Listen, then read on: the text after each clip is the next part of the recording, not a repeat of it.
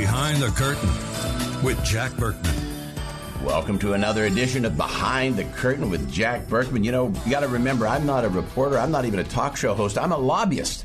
I'm out working the halls of Congress and the happy hours and running around K Street getting information for you every day of the week, 6 and sometimes 7 days of the week, if you can believe it. We've got information here that you won't find anywhere else, not on MSNBC, CNN, Fox, or anywhere. What a show we've got today. We're going to talk about all things Iran. Wait till you hear about the cheating the Iranians do and the dangers that we face from Iran. We'll be talking about tariffs and Mr. Trudeau and the battle with our neighbor to the north. You guys up in the Plain States, up in Montana, our audience in Idaho, Montana, and Michigan, all of those states, you're going to be real interested in this. And we got a lot of folks up in that region. But first, great treat today. Greg Corombos, News Director, Radio America, host of 3 Martini Lunch, is here to talk about, well, the week in politics. We'll be talking about Kavanaugh, but I also want to talk about this New York Times thing. Greg, welcome. Thank you, Jack. First off, is Kavanaugh a done deal? Do you accept my premise? As far as I can tell, there's no Republicans who are wavering on him at this point. And now that there's 51 Republicans, it'd be hard to see how it doesn't happen. How did this fall into place so quickly? Schumer darted out. I'm kind of surprised that he backed down. They could have done more with whipping against it, I think. What happened here? I'm a little confused. Well, you kind of got the consensus pick here. This is a pick that you pretty much would have gotten from any Republican president. Remember, that was one of the criticisms that the Trump fans had of this pick, was that it was too much like what another Republican president would do. But that has become a problem for Democrats because there's just not a lot in his record that shows that he's out of the judicial mainstream whatsoever. I guess that's true. Like Susan Collins, though, look at her for a minute. She darted out suggesting she would oppose this guy, saying she had an open mind, this, that, and the other. I wonder what went on behind the scenes. I wonder if Susan Collins wasn't promised something by the White House. I mean, I hope she was. That's good politics, right? But I wonder what happened here. It seemed to me that opposition melted away awfully quickly. It did, and she was never really suggesting that she wouldn't vote for him. I think she would have been a much tougher vote to get if it was Amy Coney Barrett, for example. There's been rumors behind the scenes, and you never know how much is true here in Washington, that she was also consulted prior to the pick being made, just as there were rumors back a while back that Justice Kennedy was consulted before he actually stepped down. I don't know if any of that's true, but I think the fact that Kavanaugh was the choice was designed to make sure that all the Republicans got on board. Well, that would be smart. That's an indication that Trump's finally learning to be president. I think that's a good thing. If you're consulting key senators prior to a pick, that's smart. I think I would do that. I think President Berkman and President Corombos would do the same thing.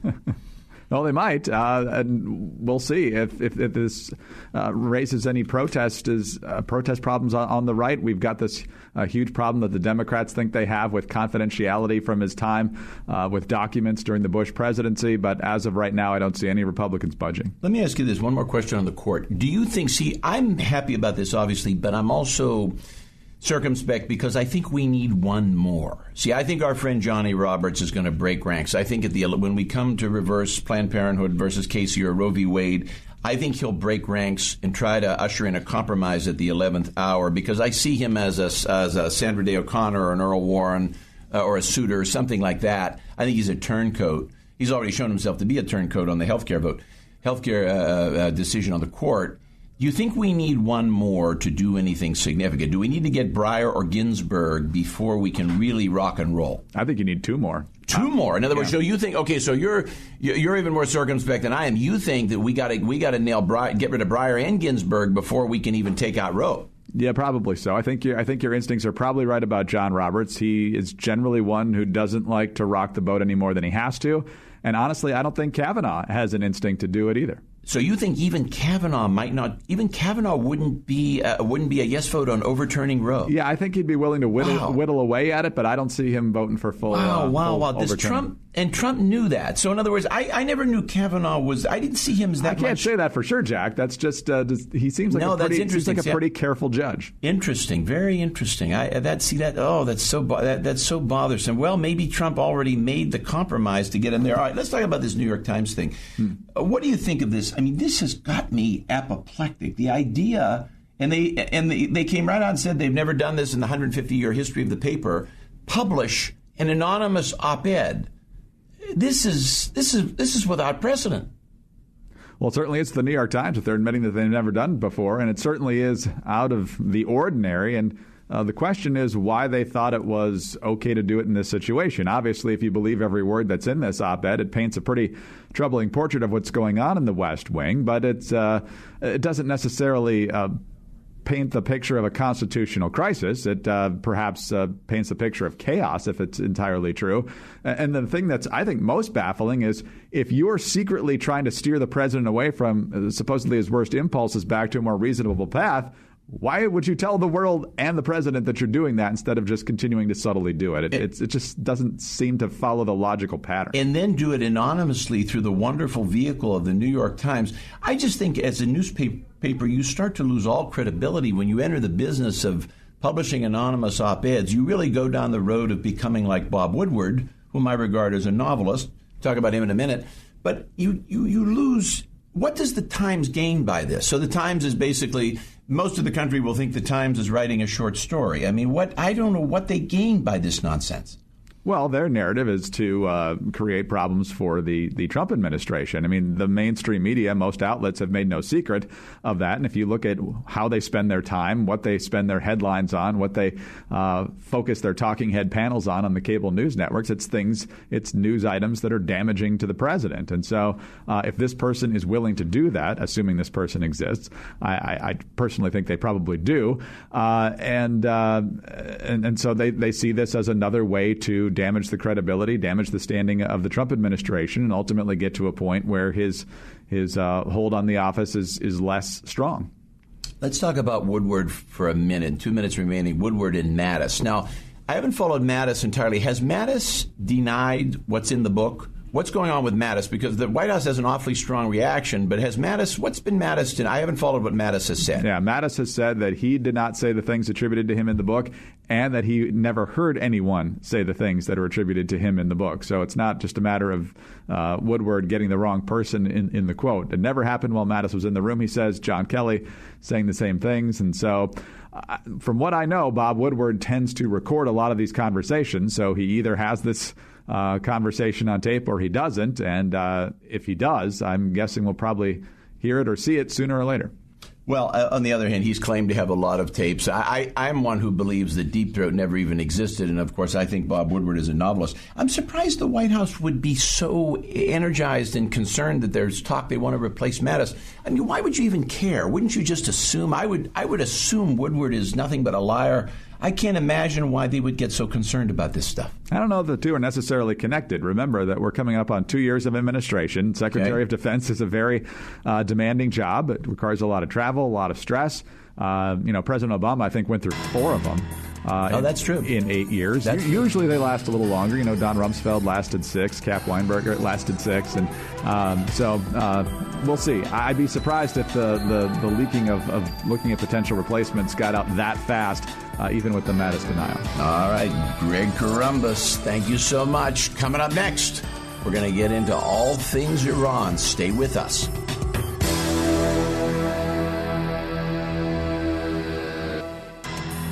All the stories and controversies that no one talks about, but everyone should know about. Some people without brains do an awful lot of talking. Behind the Curtain with Jack Berkman. Welcome back. Remember, if you want to take it behind the curtain, you call us, 703-795-5364, 703-795-5364. Operators standing by, 7 a.m. to 7 p.m., Monday through Friday, 10 a.m. to 5 p.m. on Saturday. Taking your emails, jackberkman2016 at Gmail.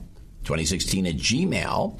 Same number, same email. If you know anything about the Seth Rich murder mystery, we will never quit on the family, never quit on the city of Washington. Well, what a show. We have tariffs coming up next, the battles with Canada and Mexico. Later in the show, we're going to get into Iran. And finally, Omarosa. The struggles go on with the reality star who is now at odds after having been a longtime friend of the Donald. She is now at odds with the Donald. Can you believe it? Chris Garcia, former Deputy Director of U.S. Department of Commerce, joins us. Chris, welcome. Hey, how's it going, guys? Well, we've had you before. Thank you for rejoining. You are an expert on all things tariff and trade, among other things. What's your general take on Canada? I mean, Trump's kind of taking it on the chin because the left is saying he's screwing up the Canadian relationship. On the other hand, I put the blame on Trudeau, who's really messing things up for Canada in a bad way. I think the Mexicans just beat him to the punch. It was probably easier to do the deal with Mexico, so Trump wisely did that first. I think what he did is very strategically wise. You know, you start with one piece and then you do the other piece. If you try to do them both at once and link it all, it's harder, so nothing will happen, right? Well, that's exactly right. And I think that it was much easier. There's more to gain. Mexico has much more to gain from engaging with the United States. Canada is a trusted ally. Remember that this is not just the only deal that President Trump is negotiating with our friends south of the border. There's still a significant border security issue. So I think this goes back to the G7 summit when President Trump visited with the G7 members, and Prime Minister Trudeau and these are President Trump's words, he felt that Trudeau stabbed him in the back. There was a kind of what did Trudeau do? So what did Trudeau do? Trudeau was fundamentally Let's talk about the Canadian problem. Let's review what's going on there. Let's talk about what intel we have. Let's kind of set the stage with current U.S.-Canada negotiations. Yeah, so essentially, you recall that between the NATO summit, the G7 summit, there was a discussion about our allies needing to pay more of their fair share toward these defense agreements, right? So the United States pays about 4% of our GDP to the NATO agreement. Several other nations are not even getting to the 2% threshold, which is required by this NATO deal. So what we saw was an internal discussion that President Trump had with Justin Trudeau, among others, that they would increase their contributions. Then, as President Trump is flying back from Canada on Air Force One, he sees Justin Trudeau in a press conference, essentially, try to speak kind of tough and say that, Canada's not going to be pushed around. And it seemed as though it was kind of an affront to President Trump and the gentleman's agreement that they had made. So I think that kind of put things off on the wrong foot with Canada and the United States, and that allowed the United States to go to Mexico to strike the deal first. Let's talk a little bit about Canadian politics. Is Trudeau under pressure there? Obviously, he's a leftist, former son of the former Prime Minister Pierre Trudeau, the famous Prime Minister in the 70s. The rap on him up there is he's not too terribly bright. Is he under pressure from the left to give this image of fighting with Donald Trump, enmity with Trump, to appease his own left-wing base in Canada? Well, yeah, so President Trump is not as popular as one might, well, he's not very popular with certainly the left. Of course. And with regard to Canada, they want to see their prime minister standing up to Trump. What the media is. Yeah, exactly. But do they also want to see their prime minister fighting with Trump because they hate Trump? That's what it is. I mean, they want to stick up for their subsidies, for their industries. They want to stand up for protect their base. But they also want to see Prime Minister Trudeau try to be tough and punch back when President Trump, speaks tough. So I think that's the major takeaway from this is the relationship game that's being played. President Trump appreciates strong leaders that stick up for their countries because that's why he was elected, to stick up for Americans.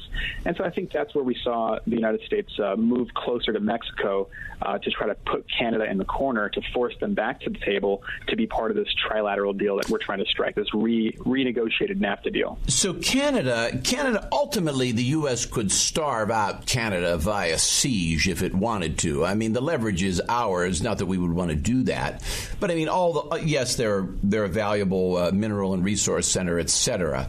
But we can starve them out, right? I mean, ultimately the Canadians need us. I mean, we need them a lot less.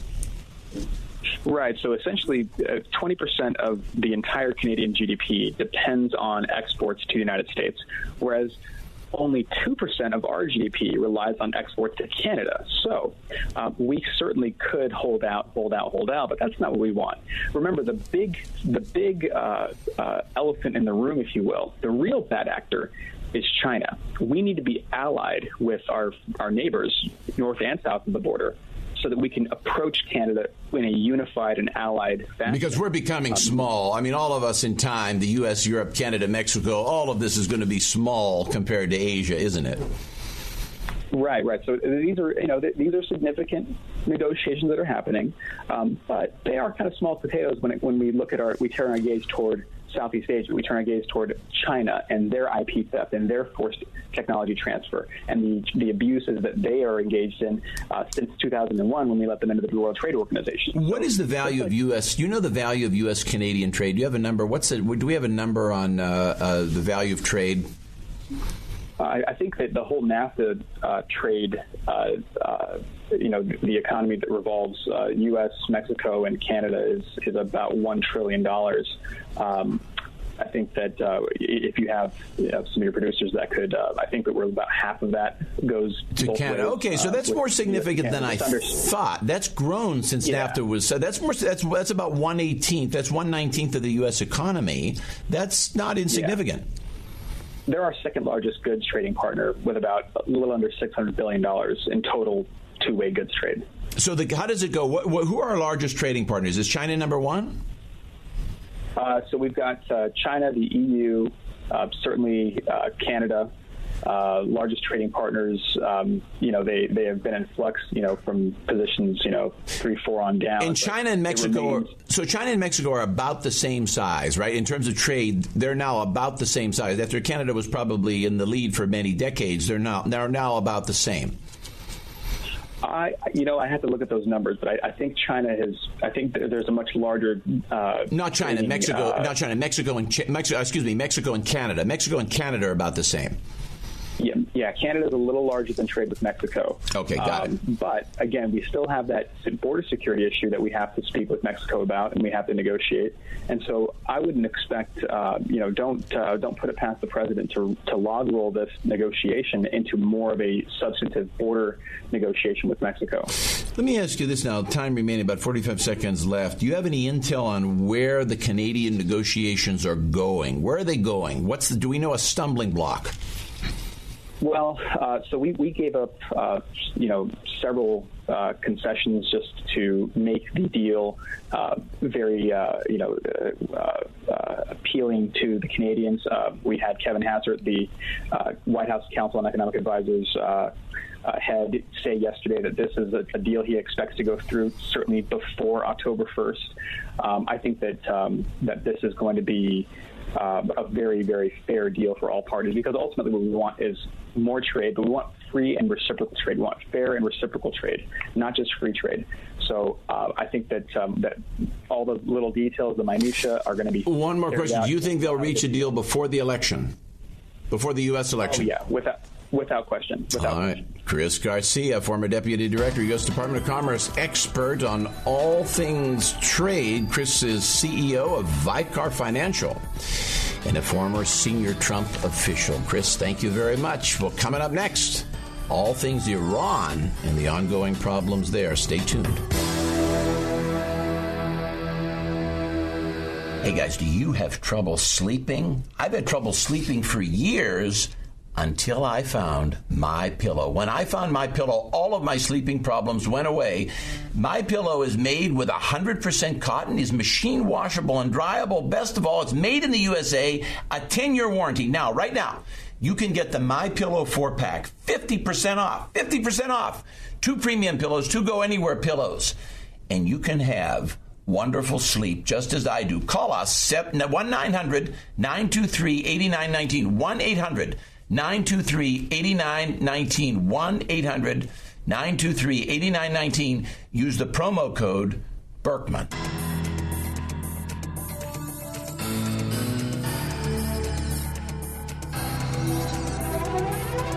This is a universe where everything is depicted as a Washington Post political cartoon.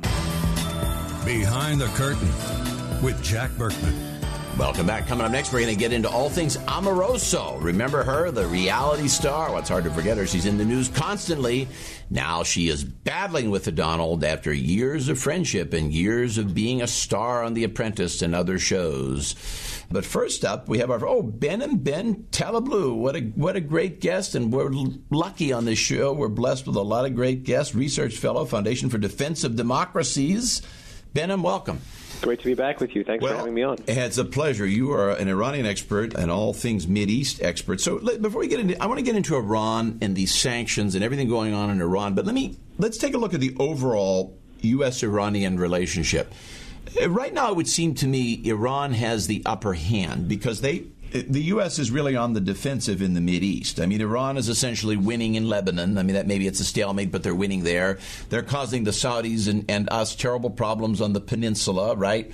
They're winning in Iraq. They're good, a strong alliance with Syria. Assad is winning, strong alliance with the Russians and even alliance with the Turks, although that's more nebulous. But Iran is in a very good geostrategic position in the Mideast relative to the United States now. Is that accurate? I would say that's accurate, but it's important to know that it's accurate because of political and military factors that relate to the resolve of Iran, not Iran's capability, and factors that relate to America's lack of resolve. No one is saying that the U.S. is not a capable actor. They're just simply saying that in all those theaters you mentioned, and I would possibly put Yemen in there again as well, that Iran is more resolute about seeing its outcome as opposed to the U.S. So no one is saying the U.S. doesn't have the money or the capability or the military power to really push back on a country like Iran. It's really the risks of escalation and the fears that I think U.S. security planners. But we've become like Britain. We're like Britain in the year 1905, basically. The U.S. is overextended critically. We have some interest in the Arabian Peninsula, but frankly, even the Europeans, that's a greater interest for Europe and the world economy rather than us. The United States is now an energy exporter.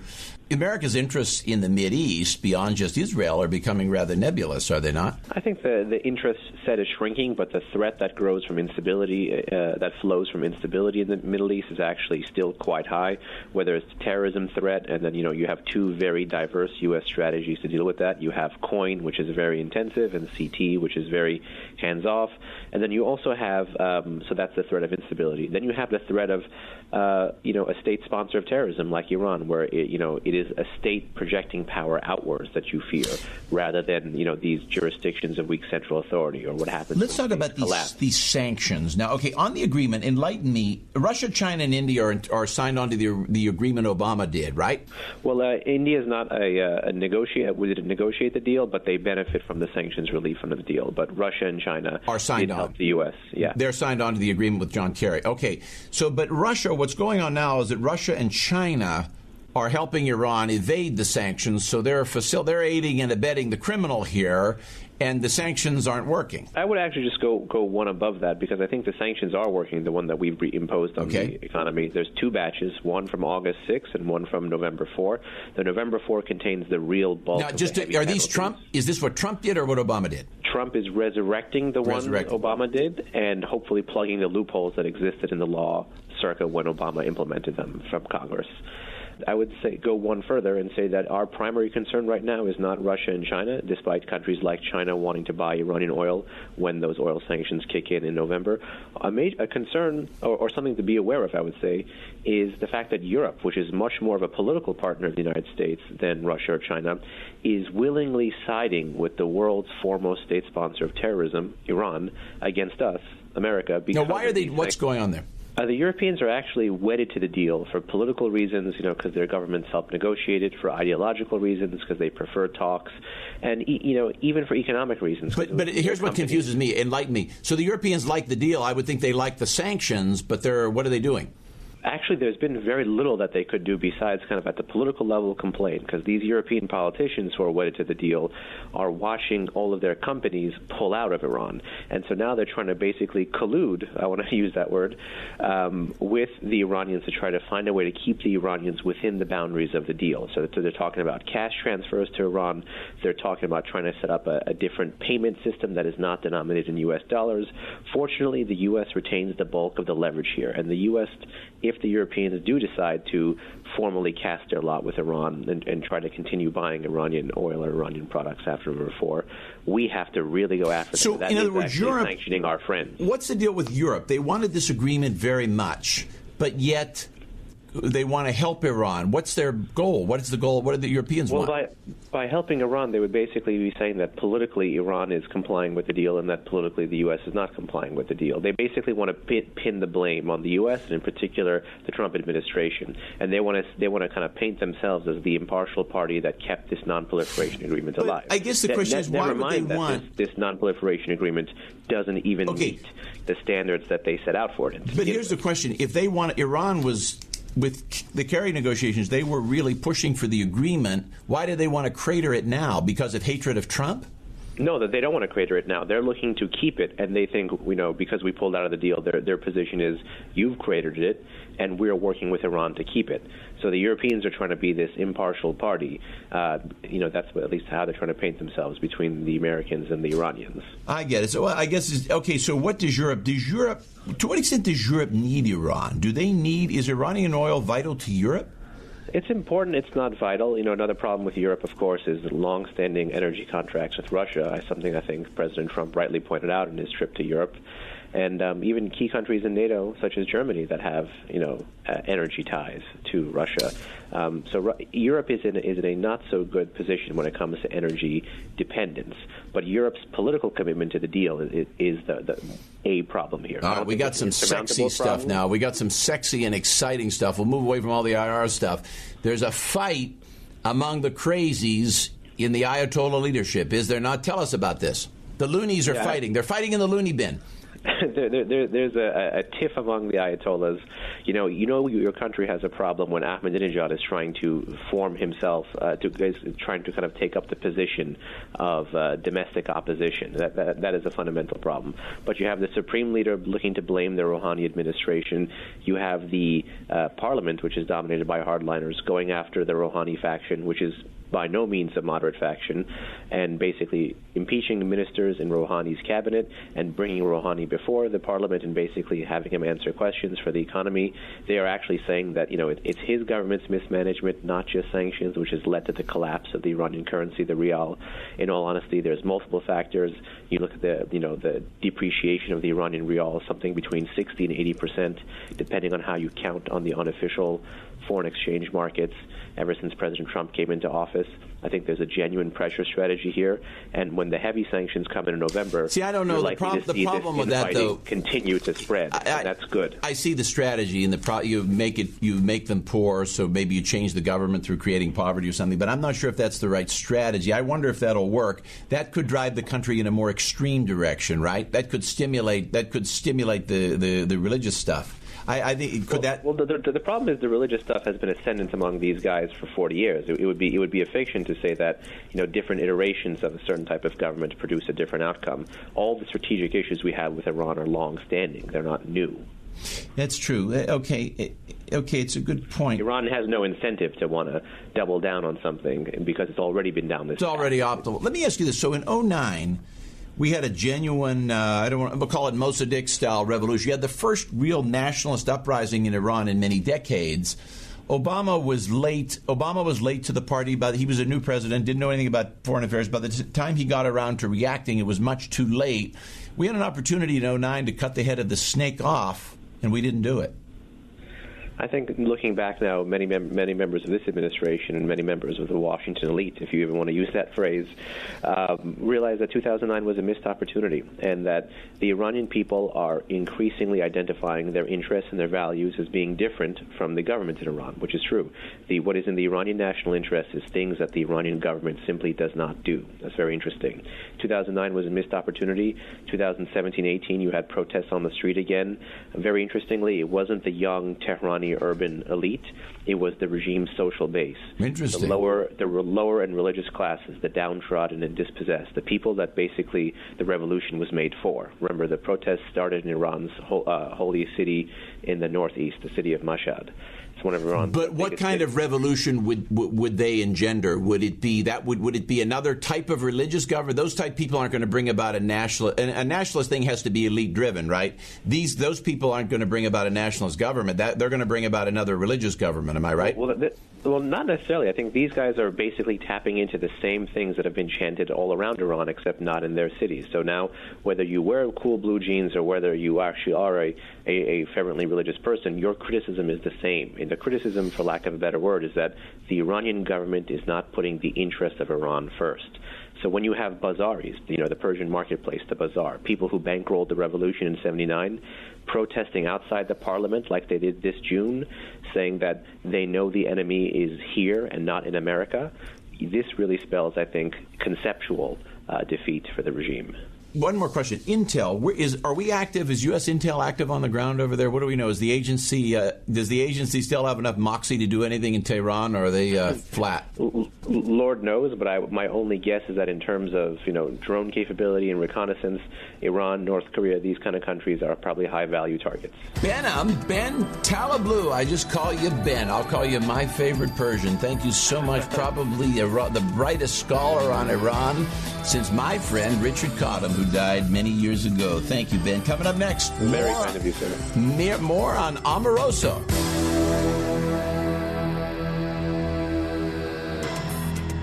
All the stories and controversies that no one talks about, but everyone should know about. Why don't you get a toupee with some brains in it? Behind the Curtain with Jack Berkman. Welcome back. Remember, if you want to take it behind the curtain, you call us 703-795-5364,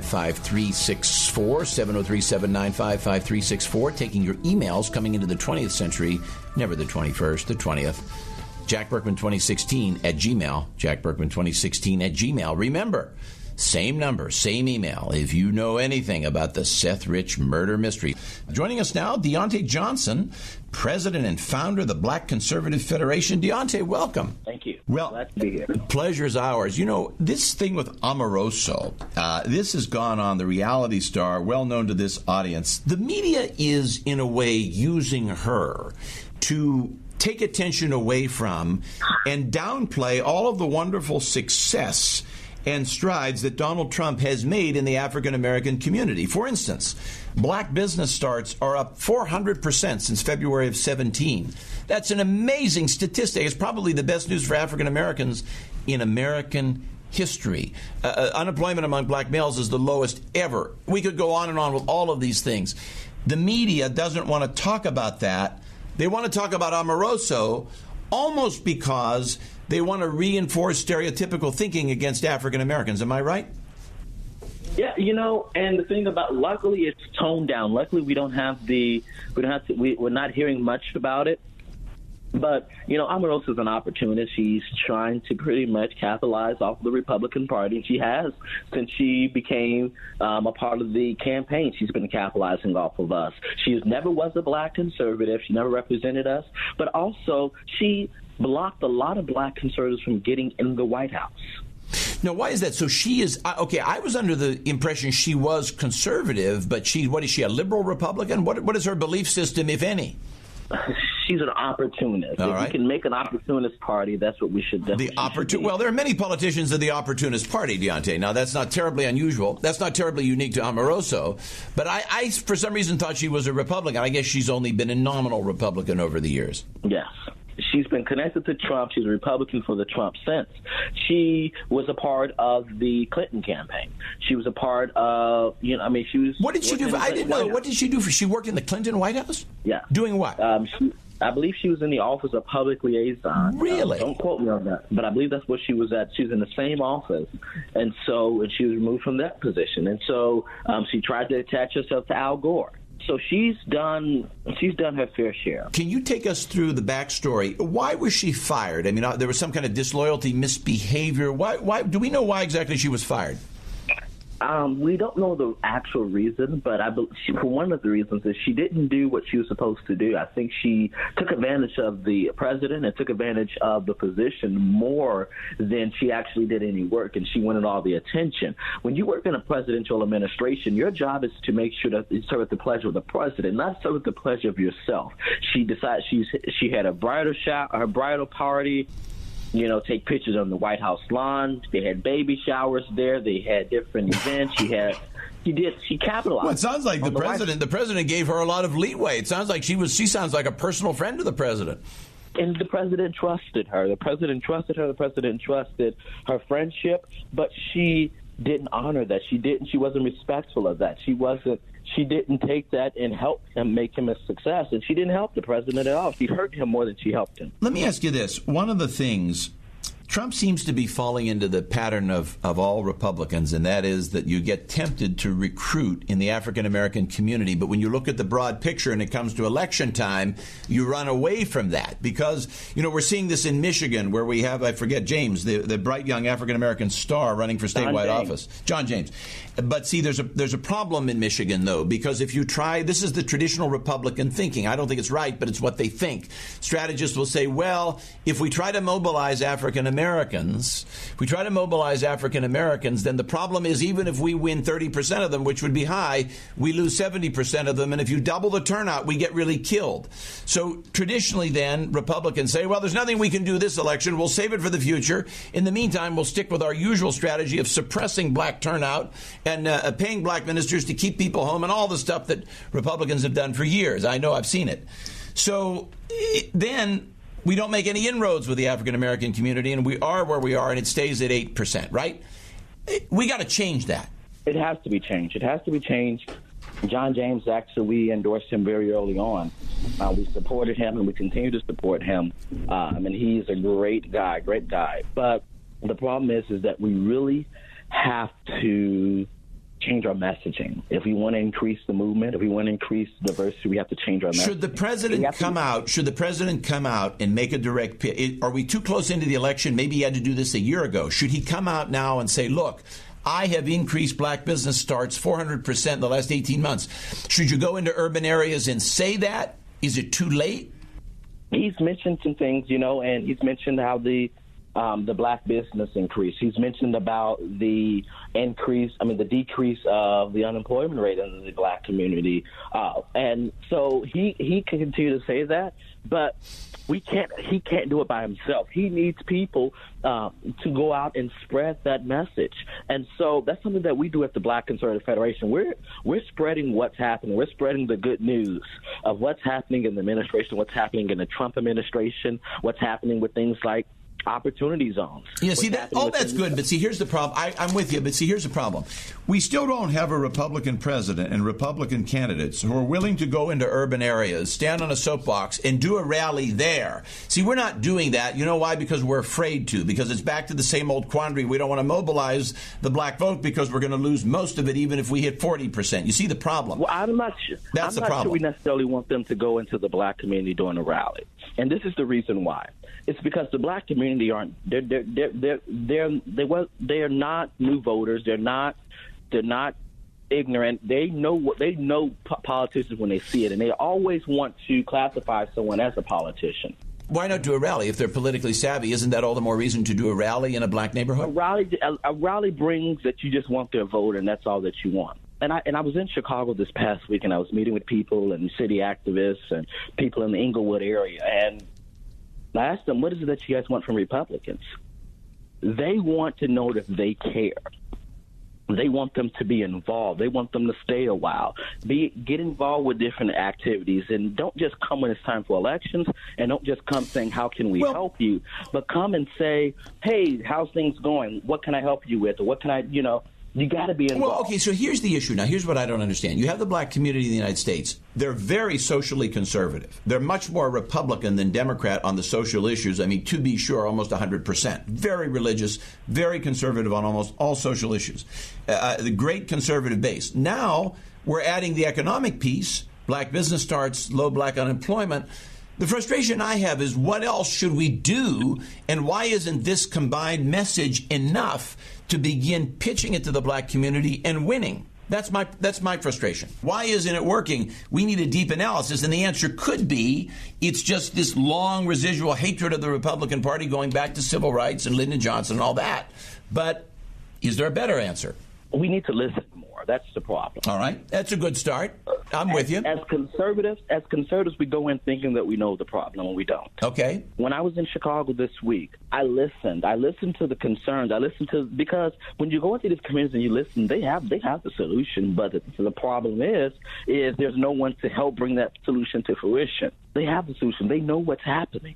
We can't go in with the statistics and the research and say, oh, well, statistics shows this, the research shows this, and this happens, and we know that this... We're high-handed. We're too many people like Paul Ryan that come in with stats and figures and numbers and say, we're going to tell you the way it is. I got it. All right. No, because that person will look at you and Diante Johnson, thank you so much. Love to have you back. President, founder, Black Conservative Federation.